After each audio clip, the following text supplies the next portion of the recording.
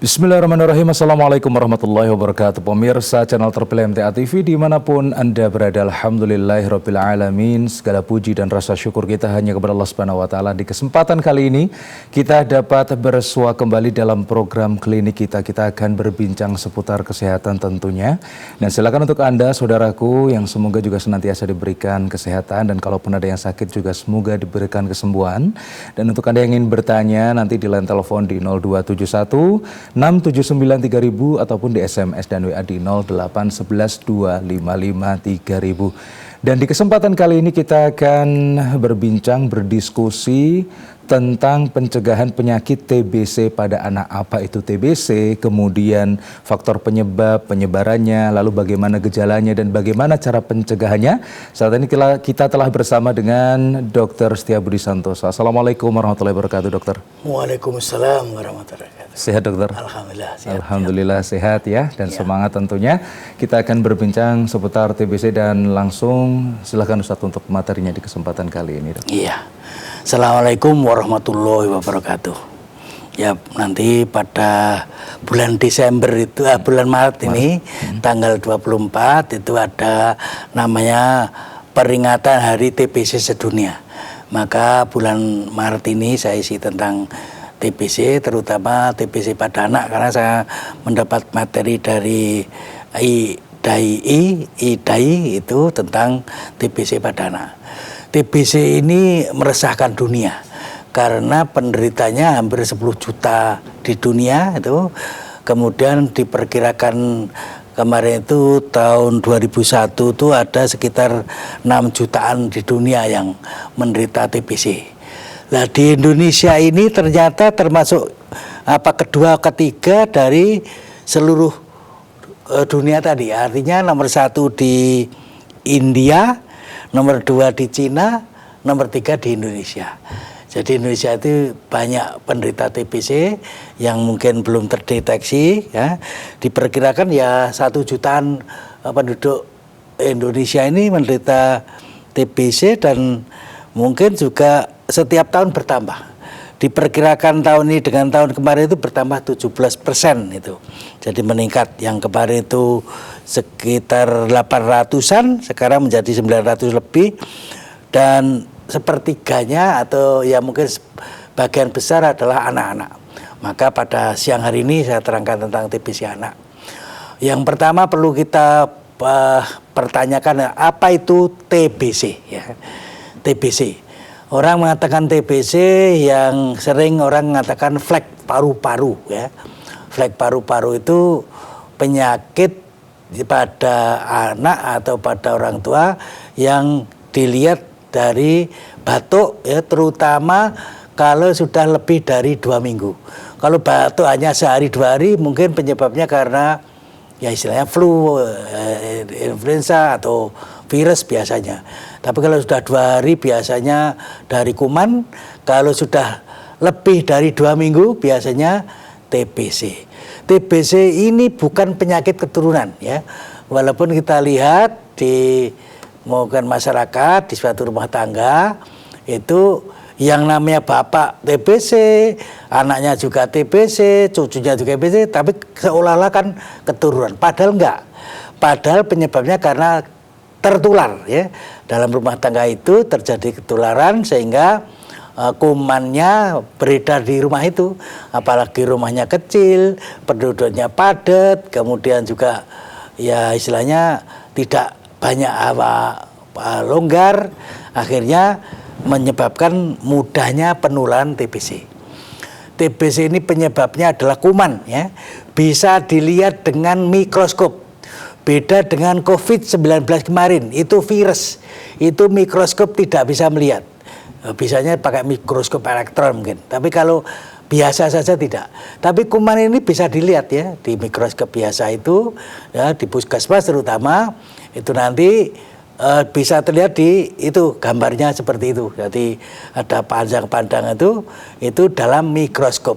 Kalau kita ya istilah diperiksa dahaknya di puskesmas, nanti ketahuan oh ini positif TBC karena dalam mikroskop tadi dilihat ada kuman TBC itu.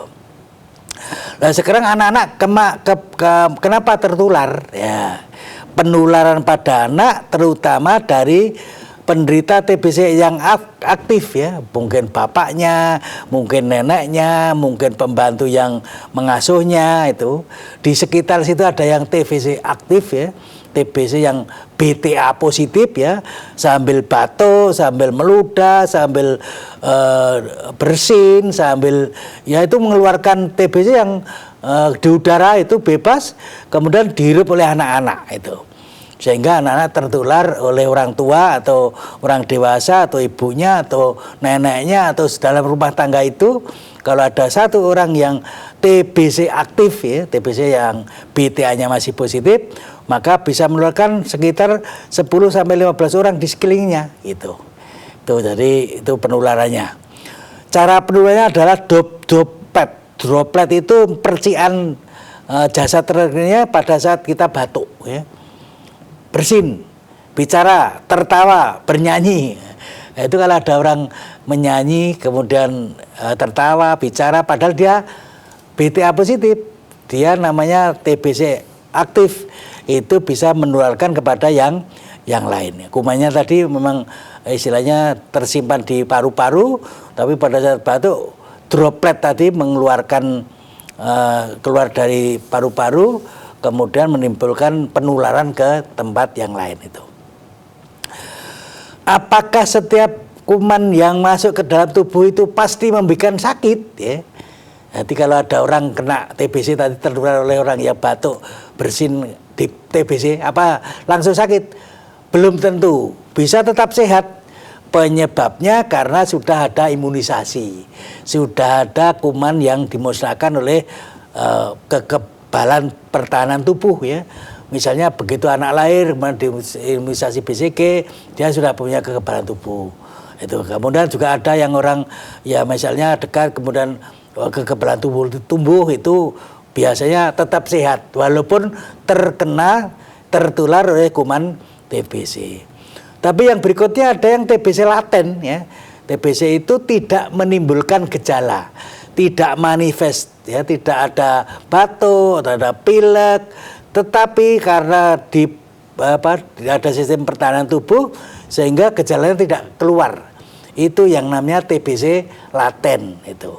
Yang terakhir ya memang sakit ya, dia batuk, pilek, panas hampir 2 minggu, itu menimbulkan gejala-gejala TBC itu. Ada juga TBC itu menyerang organ selain paru-paru ya. Bisa ke otak yang namanya meningitis ya, bisa ke tulang ya, golongan tulang itu ada yang TBC tulang, ada juga ya ke jantung, ada yang ke usus, ada yang ke ginjal, ada yang ke hati. Itu semua organ bisa terkena TBC. Ada yang di payudara juga itu. Jadi ada yang di tempat lain namanya skrofuloderma itu kelenjar getah bening ya, kelenjar getah bening di mana-mana, atau juga di kulit ya, di kulit itu bisa namanya TBC kulit itu.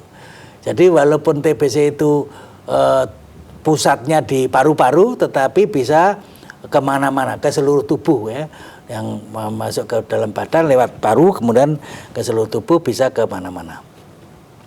Apa yang menyebabkan orang mudah terkena penyakit TBC ya, faktor resiko pada anak terutama ya, memang anak itu kalau balita dan remaja itu resiko TBC-nya lebih besar. Karena apa? Kalau tidak ada kekebalan tubuhnya maka dia masih rentan mudah terkena penyakit. Nah, makanya kalau bayi begitu lahir diberi imunisasi TBC. Kemudian kalau kekebalan tubuh itu akan menurun ya, meningkat terus pada kasus anak yang gizinya buruk ya, mungkin lahir prematur, ada penyakit kencing manis, ada keganasan atau minum obat-obat steroid, mungkin terkena HIV, AIDS, atau kemudian kena COVID, itu membuat kekebalan tubuhnya menurun itu. Atau juga mereka itu yang kontak erat dengan orang yang punya TBC ya, satu rumah, kemudian orangnya banyak gitu, itu memudahkan untuk terkena penyakit TBC, terutama anak-anak tadi. Gejala apa ya pada anak ya? Yang jelas ada batuk lama 2 pekan. ya sudah diobati, batuk pilek kok lebih dari 2 minggu, berarti kemungkinan dicurigai penyakit TBC. Begitu pula demamnya, panasnya itu kok tidak sembuh-sembuh, walaupun panas lama itu bisa juga tipis, bisa juga TBC, maka dicari. Kalau sudah ketahuan 1 minggu 2 minggu panas, harus dicari, terutama dicek namanya darah rutin, kemudian juga Vidal, kemudian juga kalau sudah lebih 2 minggu, ya kalau bisa diperiksa dahaknya juga gitu. Kemudian berat badannya menurun, ya, cirinya anak itu kok tidak naik-naik, ya ditimbang, harusnya setiap bulan ditimbang, ya. Setiap anak itu begitu lahir sampai umur 5 tahun harus ditimbang setiap bulan. Nanti diketahui itu apa grafiknya naik apa turun, ya. Kalau sama itu sudah dianggap menurun, apalagi kalau menurun itu. Maka kalau berat badannya turun atau menetap itu, ya, datar itu, kemarin 5 kilo, sekarang 5 kilo, 1 bulan kok berhenti, itu berarti dianggap menurun, tidak meningkat itu. Apalagi yang kemarin 6 kilo, sekarang jadi 5 kilo, jelas menurun itu. Kemudian hanya ya lesu, tidak reaktif, ya, lemes, ya, jadi tidak ceria lah, itu gejalanya itu. Bagaimana kalau ada anak bergejala itu? Sebaiknya diperiksakan ke dokter, ya. Diperiksakan apakah mungkin ada TBC apa tidak, dibawa ke dokter. Boleh ke dokter pribadi, boleh ke rumah sakit, boleh ke klinik, boleh ke puskesmas, nanti dicari. Terutama bagi anak yang sudah batuk lebih dari 2 minggu itu. Kalau baru 1 hari ya bukan TBC, ya belum dicurigai TBC. Atau 2-3 hari ya mungkin belum dicurigai, tapi kalau sudah 2 minggu nggak sembuh-sembuh, periksakan ke dokter, ke rumah sakit, klinik atau puskesmas itu. Apa yang dilakukan pencarian untuk bisa diketahui TBC apa tidak itu? Yang pertama namanya uji tuberkulin, ya. Nanti di kulit itu disuntik manto tes, ya, dites manto tes itu. Nanti kalau ada pembesaran atau menggelembung lebih dari sekian, oh berarti positif. Manto tes positif, uji kulit positif, berarti dicurigai penyakit TBC. Yang kedua IGRA, IGRA itu darah, ya. Darah diambil kemudian diperiksa IGRA. Kalau IGRA positif berarti dicurigai TBC. Kalau IGRA negatif berarti tidak itu. Yang ketiga mungkin perlu di ronsen, foto ronsen. Walaupun foto ronsen mungkin ya tidak 100%, tapi kalau ada istilahnya kabut-kabut di dalam ronsennya itu ada kemungkinan dia penyakit TBC. Atau juga pemeriksaan dahak namanya BTA, ya. Bakteri tuberkulin itu kalau positif itu berarti BTA positif, berarti dia masih mengidap TBC aktif, ya. Bahkan mudah menular. Jadi kalau yang BTA positif berarti mudah menular. Atau juga ronsen tadi. Jika sakit TBC apakah bisa disembuhkan? Bisa disembuhkan, asal harus rutin minum obat. Ya, kalau tidak minum obat nanti kumannya akan kebal, akhirnya sulit sembuh. Maka pengobatan TBC itu minimal 6 bulan harus terus rutin, minum obatnya rutin. Kalau sampai berhenti, sampai tidak minum obat, akhirnya bisa kebal atau kumannya tidak bisa dimatikan, akhirnya menjadi mudah menularkan pada yang lain. Maka kalau ada yang sudah jelas positif TBC, harus disembuhkan dengan minum obat. Ya, dengan cara minum obat, kumannya mati, tidak menularkan kepada orang lain, TBC-nya bisa hilang. Tapi kalau tidak minum obat, kumannya kebal, tidak sulit diobati, akhirnya ya malah menularkan kepada yang lain. Lama pengobatan minimal 6 bulan, ya. Tapi kalau ada TBC yang ekstra paru, ya, yang diota, yang TBC tulang kadang sampai 1 tahun. Nanti dicek, ya, 6 bulan dicek, BTA-nya masih positif apa tidak. BTA-nya positif mundur, masihnya pengobatannya masih ditambah lagi. Sudah 1 tahun dicek lagi, BTA masih positif atau tidak. positif mundur lagi gitu. Atau kalau sudah kebal nanti diobati dengan obat yang lain. Nih, jadi yang paling utama kalau obat sudah tidak diminum maka akibatnya akan bertambah parah ya. Kalau orang minum obat tidak teratur atau putus minum obat tidak diminum, akhirnya penyakitnya akan tambah parah. Atau bisa menyebabkan TBC kebal obat itu. Sehingga perlu obat yang lebih berat atau lebih bagus atau lebih double akhirnya bisa menyebabkan sulitnya pengobatan atau tidak sembuh-sembuh. Penyebabnya apa? Karena minum obatnya tidak teratur atau putus berobat atau obatnya tidak diminum. Itu karena membuat sulit itu. Tapi kalau diobati teratur insya Allah 6 bulan mati kumannya terus sembuh. Tapi kalau tidak mati karena misalnya 6 bulan belum mati, nanti tambah pengobatannya, tambah obatnya. Kalau sudah kebal diberi obat yang lain. Mengapa anak saya diberi vaksin tapi tetap sakit TBC? Nah, memang namanya vaksin BCG terutama anak bayi itu untuk mencegah misalkan nanti terkena penyakit TBC, anak itu gejalanya tidak memberat. Jadi minimal kekebalannya sudah punya. Kalau nanti tertular oleh orang yang sakit TBC, anak tadi gejalanya tidak memberat. Tapi kalau sejak kecil bayi tidak diberi imunisasi TBC, nanti kalau besar atau anak ketularan TBC itu gejalanya menjadi memberat. Jadi memang keberhasilannya banyak faktor, termasuk kekebalan itu tergantung ya kondisi fisik, tergantung ya makannya, tergantung kondisi gizinya dan sebagainya. Obat pencegahan TBC itu berbagai macam ya. Anak saya sehat, mengapa harus minum obat pencegahan TBC? Ya, walaupun anaknya sehat, tetapi kalau dicurigai anak itu bisa sakit ya, terutama anak yang dekat dengan orang yang punya penyakit TBC ya, kontak erat, contohnya pembantu, contohnya ibunya TBC, contohnya neneknya TBC, contohnya bapaknya TBC, maka anak itu walaupun sehat, itu resiko terkena penyakit TBC lebih besar, lebih tinggi itu. Maka supaya tidak sakit, maka ada pencegahan dengan imunisasi itu. Atau juga kalau tidak diberi imunisasi tadi TBC memberat bahkan menimbulkan kematian. Maka untuk menghindari itu anak walaupun sehat diberi obat obat pencegahan TBC.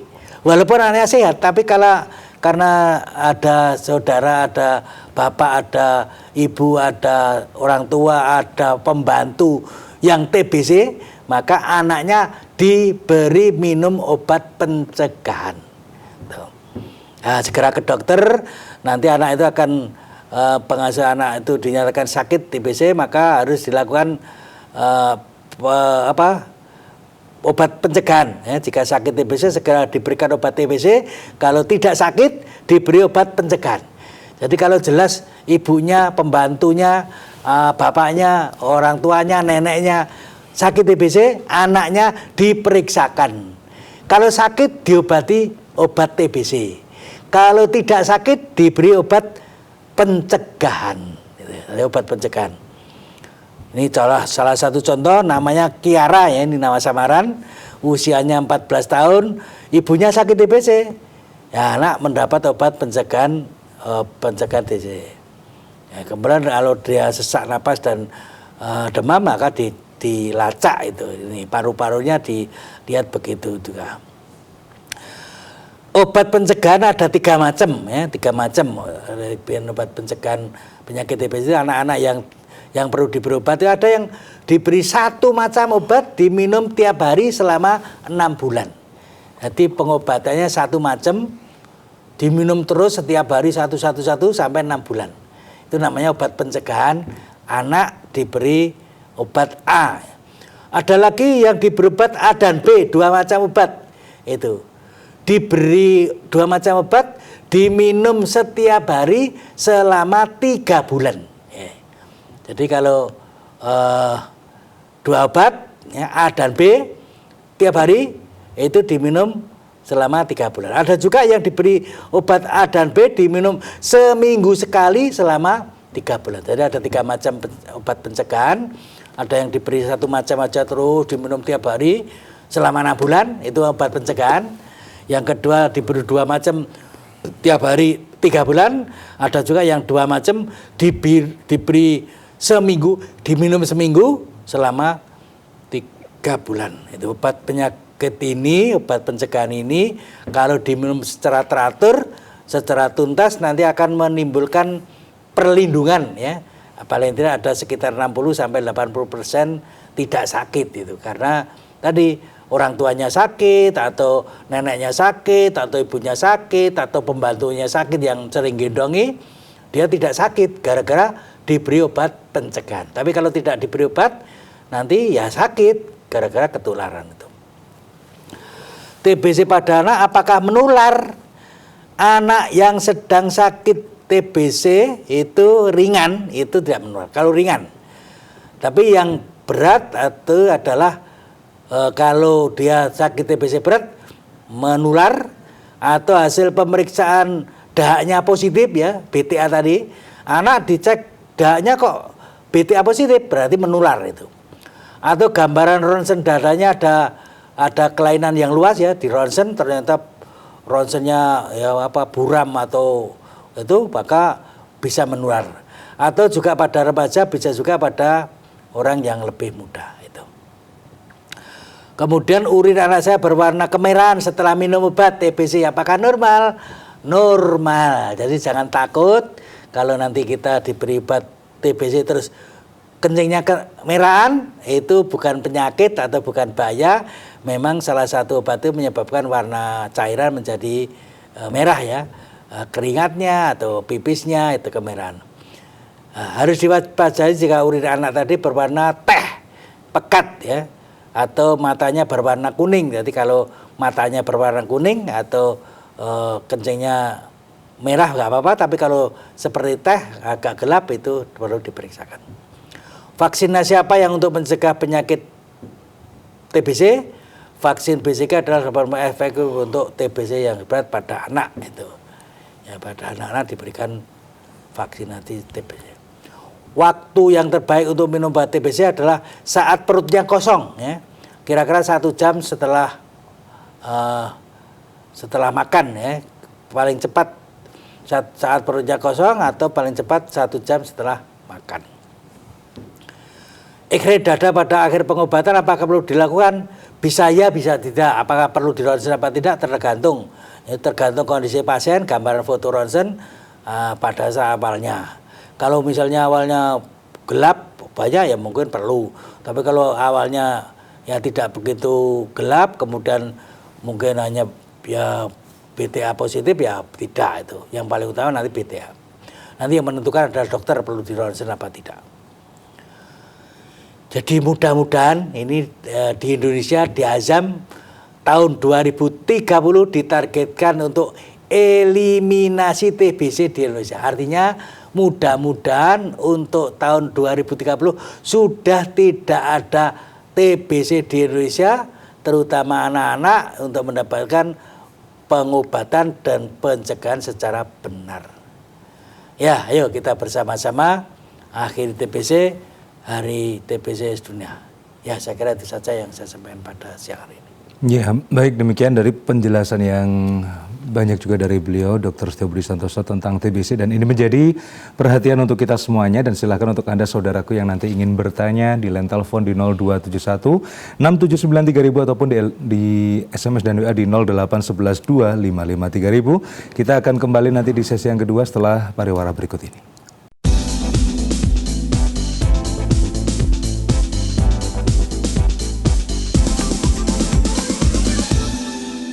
Baik pemirsa channel terpilih MTA TV dimanapun Anda berada, kita masih dalam program klinik kita. Di kesempatan kali ini kita sudah dijelaskan tadi tentang TBC, dan silahkan untuk Anda yang ingin bertanya di line telepon di 02716793000 ataupun di SMS dan WA di 0811 255 3000. Masih bersama dengan Dr. Setia Budi Santoso. Dan dokter, untuk TBC ini sendiri ketika orang sudah pernah terkena TBC kemudian dinyatakan sembuh begitu, apakah ada kemungkinan juga untuk barangkali terserang kembali terkait dengan TBC ini, dokter? Iya, masih bisa kalau terjadi namanya kelemahan atau kekebalannya menurun ya. Apalagi kalau di situ ya kita tinggalnya bersama-sama dengan orang yang TBC-nya masih positif ya. Kita misalkan sudah terkena, kemudian berobat, sudah sembuh, tapi di situ masih ada yang positif, masih ada yang belum berobat, atau bahkan masih BTA-nya positif, itu kan berarti masih bisa kita ketularan lagi. Lah kalau kita ketularan itu tergantung ketahanan tubuh kita, nanti kekebalan kita. Tadi kalau kekebalan kita sudah bagus, artinya kemarin sudah terkena TBC, kemungkinan misalnya menjadi tidak berat atau ringan itu. Tapi kalau kita nyoseu makannya juga sulit, kemudian juga badannya kurus, kemudian juga sulit tidur, kemudian juga akibat dari penyakit TBC kemarin itu ada gejala sisa pada paru-parunya, bahkan sampai terjadi PPOK itu akhirnya ya mudah terkena itu. Tapi kalau habis kena TBC kemudian sudah sembuh, sudah dinyatakan sembuh dan makanya sehat, enak, kemudian olahraga dan ya istilahnya badannya menjadi fit itu, kekebalannya menjadi kuat, jadi tidak mudah terkena TBC lagi. Misalkan terkena itu ringan saja itu. Tapi kalau kondisinya menurun, kekebalannya menurun, itu masih bisa terkena. Ya, baik. Barangkali ada yang bergabung di telepon. Kita akan sapa terlebih dahulu. Ada yang bergabung? Assalamualaikum warahmatullahi wabarakatuh. Oh iya, belum ya. Silahkan nanti yang ingin bergabung di 02716793000. Kemudian kita sapa yang sudah bertanya Ustaz di WA ini Ustaz. Yang pertama dari Sri di Sukoharjo. Ya. Dokter, sekeluarga kami bergantian batuk dan hampir sepekan lebih ini, termasuk balita saya pilek juga hampir sepekan ini. Saat ini kami memilih minuman rempah, apakah sudah perlu diperiksakan ke dokter, Nji? Ya, jadi kalau biasanya obat-obat yang dijual bebas itu, misalnya obat-obat dan sebagainya, itu biasanya tulisannya kalau 1-2 hari tidak sembuh, harus segera periksa ke dokter. Jadi karena sudah lebih dari seminggu ya, sudah seminggu, itu memang jelas adanya kuman itu. Jadi kalau adanya kuman kan perlu dibunuh itu. Kalau hanya 1 hari, 2 hari mungkin karena virus. Nah kalau virus itu tergantung kekebalan tubuh. Kalau badannya sehat, makannya kuat, istirahatnya cukup, ya terus sembuh hanya 2 hari, 1 hari selesai. Nah kalau sudah seminggu berarti ada kuman. Nah berarti kalau ada kuman harus diobati dengan obat pembunuh kuman. Kumannya apa? Macam-macam obat itu ya, ada Staphylococcus, Streptococcus itu yang kadang-kadang menyerang kita perlu obat antibiotik. Nah itu yang boleh menggunakan dan boleh memberikan resep adalah dokter, maka diperiksakan. Itu yang pertama dicurigai sekitar seminggu tadi. Tapi kalau di situ nyoseu di rumah itu ada bapak, ada nenek, ada pembantu yang jelas udah ada positif TBC, berarti ada kecurigaan TBC. Tapi kalau di situ tidak ada ya, hanya batuk pilek karena hujan atau batuk pilek karena ya mungkin habis kerja yang terforsir, kemudian batuk pilek seminggu, yang kemungkinan kuman biasa saja gitu. Tapi kalau nanti sampai 2 minggu sudah diobati antibiotik A, B, C tidak sembuh-sembuh, dilacak ya, dilacak. Yang sekarang ini siap semua puskesmas seluruh Indonesia ada namanya posko TBC. Jadi semua puskesmas melayani namanya cek BTA positif ya. Kita periksa, kalau positif berarti positif TBC. Pengobatannya tidak hanya 1-2 minggu, 1 bulan, 2 bulan, tapi minimal 6 bulan. Kalau diobati 6 bulan, nanti kalau positif TBC 6 bulan berikutnya dicek lagi, ya dahaknya dicek lagi. Kalau sudah negatif berarti sudah sembuh. Kalau belum negatif tambahin lagi obatnya 1 tahun misalnya, cek lagi itu.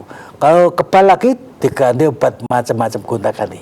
Jadi intinya kalau ibu curiga adanya TBC karena ada di situ sudah ketahuan positif TBC, mari kita periksa ke puskesmas. Tapi kalau tidak curiga ya hanya batuk pilek biasa, ya minimal ke dokter praktek atau ke puskesmas atau ke klinik untuk diberi obat namanya antibiotik pembunuh kuman. Kalau hanya herbal saja, hanya di warung kadang tidak cukup karena perlu antibiotik gitu ya. Ya, baik demikian. Kemudian ini masih tentang TBC Ustadz, ada WA yang masuk. Saya Nia dari Tuban, Jawa Timur, dokter. Bapak saya kena penyakit TBC dan sudah menjalani pengobatan. Dokter menyuruh seluruh alat makan yang digunakan bapak saya dikhususkan hanya untuk dia saja. Tapi bapak saya tidak menyadari ketika habis makan piringnya ditaruh jadi satu sama piring-piring yang lain. Apa itu bisa menularkan TBC ke keluarga yang lain? Dan dia suka mencium cucunya dan menyanyi bersama. Saya takut jika saya ingatkan akan penularan penyakit tersebut dia marah-marah. Bagaimana cara agar anak saya tidak tertular tanpa menyakiti hati bapak saya, Dok? Iya.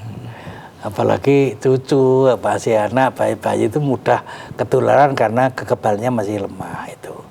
Memang makanan itu tidak menularkan kepada orang lain, artinya dari minuman dan makanan. Tapi kalau orangnya sakit TBC kemudian campur jadi satu kan istilahnya droplet tadi, udaranya tadi kan bisa mengena. Jadi memang sebaiknya dipisah-pisahkan itu, termasuk cucu. Jadi kalau cucu itu kondisinya dekat dengan nenek padahal nenek sudah kakek sudah positif, ya jelas harus dicegah itu. Apalagi masih BTA positif. Jadi kalau biasanya BTA positif itu sekitar 1 sampai 4 bulan, 5 bulan. Nanti kalau sudah negatif sudah lumayan tidak begitu menularkan ya. Kalau sudah 5 bulan dicek sudah negatif berarti sudah betul. Tapi kalau baru 1 bulan ketahuan positif kemudian ya dekat dengan cucunya, itu anaknya resiko itu. Nah sebaiknya ibu sebagai ya ibunya anak tadi, karena ketahuan nenek kakek tadi positif TBC BTA positif, kemudian cucunya sering diciumi dan sebagainya, walaupun tidak sakit, sebaiknya ibu itu membawa anak ibu ke dokter, artinya untuk diberi obat pencegahan TBC itu. Jadi obat pencegahan TBC tadi jangan sampai ketular. Nanti kalau kakeknya positif, kemudian anaknya sering digendongi, nanti bisa tertular penyakit. Kalau sekarang tidak sakit ya, berarti harus ada pengobatan pencegahan. Jadi obat diminum satu macam, misalnya 1 hari sekali selama 6 bulan untuk mencegah itu. Dan tentu mudah-mudahan pada saat lahir sudah diberi BCG ya. BCG itu begitu lahir langsung diberi BCG, nanti ada kekebalan itu. Jadi kalaupun kakeknya tadi positif tetapi anaknya sudah diberi kekebalan, misalnya sakit, itu tidak terlalu berat. Tapi kalau belum pernah kena BCG, penyakit vaksinasi tadi, itu akhirnya ya nanti kalau kena ketularan kakek ya penyakitnya menjadi lebih berat. Ya, tolong kalau tadi bapak nenek tadi, kakek tadi yang positif ya dijaga, jangan sampai terlalu dekat dengan cucunya itu. Jadi dengan yang lain, apalagi kalau masih BTA positif. Tapi kalau sudah negatif ya sudah tidak terlalu berat itu. Termasuk tadi cara mengingatkannya barangkali juga ya lebih halus tadi ya. Iya ya, yang penting anaknya diajak ke sana gitu.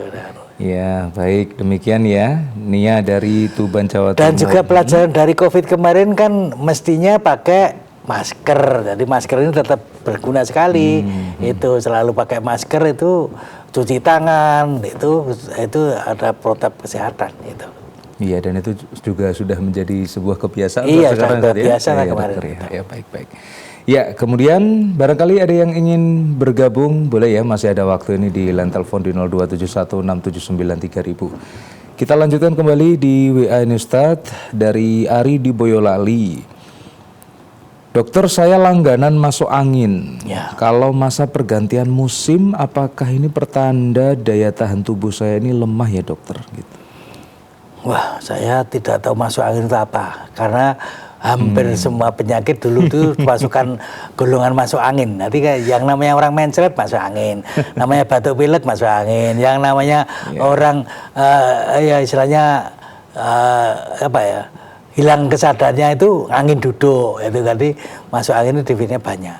Tapi kalau tadi dikatakan kekebalannya melemah mungkin juga, yaitu karena pada saat musim pancaroba ini kalau kondisinya tidak sehat, artinya kekebalannya tidak kuat, itu mudah terkena penyakit. Penyakitnya berbagai macam ya. Yang paling dekat ya batuk pilek itu kan karena kekebalan kurang sehat, nanti terkena kuman, misalnya bisa virus, bisa kuman, itu ya karena kekebalannya kurang kuat itu. Ya. Baik, demikian ya. Kemudian berikutnya ini dokter, saya Yanti dari Karangpandan Karanganyar ini dokter. Saya baru pekan lalu ini asam lambung selama 1 pekan lebih ini dan masih terasa sakit. Ya. Untuk bulan Ramadan nanti apa yang perlu saya hindari ya dokter? Ya. Ya mudah-mudahan nanti bulan Ramadan itu bisa tetap puasa ya. Bahkan banyak orang yang sakit asam lambung itu pada saat Ramadan malah sembuh ya. Sebab yang namanya asam lambung atau mungkin orang mengatakan sakit mah tadi, itu bahasa kedokterannya namanya psikosomatis ya. Psikosomatis itu penyakit fisik yang dipengaruhi oleh jiwa, oleh perasaan. Jadi kalau perasaannya tenang, perasaannya enak, pada puasa enak sekali, itu terus asam lambungnya melemah atau tidak banyak. Tapi kalau orang itu kemerungsung, pikirannya tidak tenang, tidak bisa tidur, pikirannya ada acara ini dan itu, mungkin mikir banyak utang, mikir banyak macam-macam, itu karena gara-gara pikiran tadi itu menyebabkan keluarnya asam lambung menjadi banyak. Salah satu penyebab adalah jiwa ya, mental. Kalau mentalnya kemerungsung, tidak tenang, itu bisa memudahkan bahwa mungkin nanti saya sakit jantung, wah mungkin saya sakit ginjal, mungkin saya sakit liver. Karena ketakutan tadi asam lambungnya meningkat itu. Tapi kalau tenang-tenang saja, enak saja, apalagi dekat dengan Allah, ala bidzikrillah tatmainul qulub, hatinya tenang, itu asam lambungnya jumlahnya sedikit menurun. Lah yang membuat kadang meningkat pada saat kita makan yang merangsang ya. Salah satu contoh misalnya cabai ya. Lombok, ibu-ibu kan biasanya sulit untuk menahan tidak makan lombok. Cuman sedikit kok, cuman satu kok, cuman setugel, padahal itu sudah merangsang. Jadi kalau kita asam lambungnya meningkat, harus stop makan cabai, termasuk merica ya, termasuk jahe. Itu kadang-kadang itu bikin perasangan. Termasuk yang masam ya, yang kecut ya, jeruk misalnya kecut atau pelem itu juga kecut, yang kecut itu nggak boleh, yang manis-manis juga nggak boleh, yang gula-gula nggak boleh, termasuk kopi ya. Kopi itu ya memang kopi itu ada yang merasakan enak, tapi bagi yang tidak punya penyakit asam lambung, tapi kalau ada asam lambung, kopinya membuat pengeluaran asam lambung menjadi lebih besar, maka harus dihindari. Kopi kecut, pedas itu dihindari. Selain itu pikiran harus tenang, enak, seger. Alhamdulillah datang puasa saya bisa berpuasa ya, mudah-mudahan kita sampai selesai tetap tidak sakit, itu insya Allah nanti menjadi sehat ya. Ya, baik demikian, dan dokter ini menjadi pertanyaan terakhir sekaligus juga kita sudah berada di penghujung waktu untuk jumpa kita di program klinik kita. Namun sebelum kita akhiri barangkali ada catatan yang perlu diperhatikan untuk kepada pemirsa sekalian. Silakan dokter.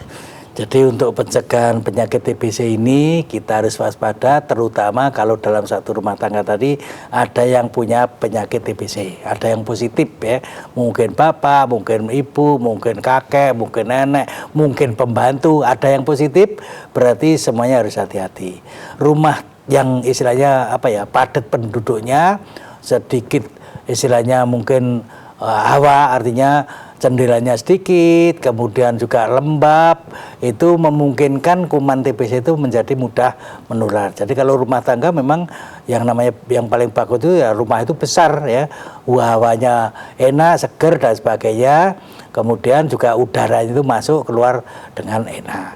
Kalau sudah jelas ada yang menderita TBC, sebaiknya anak kita diberi obat pencegahan sekalipun tidak sakit ya. Walaupun tidak sakit tapi kakeknya tadi sakit TBC, anaknya tadi diperiksakan ke dokter, ini perlu obat pencegahan TBC. Ya.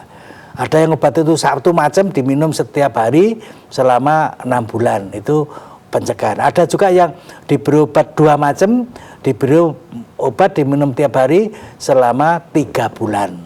Ada juga obat yang 2 macam ya diminum seminggu sekali, di jangka waktunya sekitar 3 bulan. Kalau tidak sakit. Tapi kalau sudah sakit, wajib berobat secara rutin, minum obat secara teratur, ya minimal 6 bulan. Nanti setelah minum obat secara pengobatan ya, bukan pencegahan ya, pengobatan selama 6 bulan, kalau masih positif, masih mundur lagi, pengobatnya diperpanjang. Tapi kalau sudah negatif, dicek sudah sehat, pengobatnya berhenti. Itu. Maka pengobatan harus teratur, rutin, kemudian minum obatnya juga harus teratur, sebab nanti kalau tidak teratur bisa membuat kekebalan, bahkan diberi obat apapun tidak bisa sembuh gara-gara MDT ya, TBC yang sudah multi drug reaction, nanti pokoknya tidak kontal di obat-obat, terpaksa harus suntian sekian ya, pernah suntian itu harus 6 bulan juga karena tidak sembuh dengan obat-obat yang diminum. Ya itu aja. Ya baik, terima kasih dokter atas ilmunya di kesempatan kali ini dan juga nasihat-nasihatnya kepada kita semuanya. Semoga bisa membuat kita semakin semangat untuk menjaga kesehatan ini. Ya. Barakallah, selamat melanjutkan aktivitas kembali. Assalamualaikum warahmatullahi wabarakatuh. Waalaikumsalam warahmatullahi wabarakatuh. Pemirsa channel terpilih MTA TV dimanapun Anda berada, demikian program klinik kita di kesempatan kali ini. Dan terima kasih untuk Anda yang sudah bergabung di SMS maupun WA. Dan saya Ismail Abdullah mohon undur diri apabila ada salah dan khilaf. Barakallahu fikum, alhamdulillahirabbil alamin. Assalamualaikum warahmatullahi wabarakatuh.